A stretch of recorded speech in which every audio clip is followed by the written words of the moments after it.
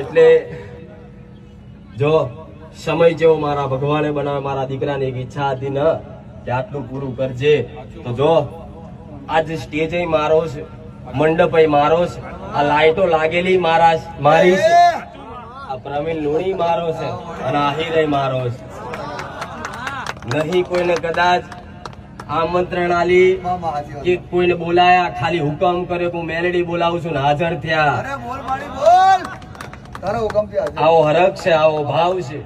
કલાકાર મારા છે, સ્ટેજ મારો છે, બગાડવા વાળા મારા છે, લાઈટો મારી છે, આ મંડપ મારા છે, આગું બધું મારું છું, મેલેડી આવું છું. મારા ભક્તો મારા છે. પણ કદાચ નવા આયા હોય ને તો કદાચ વિચાર થતો હશે કે આ માતાજી કેવા ચુંદડી ઓઢીને આયા, ભુવાજી એમના દીકરાનું મોઢું ચમ ના બતાવો. તો મારા દીકરાનું મોઢું જોવું હોય ને તો આવે છે યુટ્યુબ પર, જોઈ લેજો.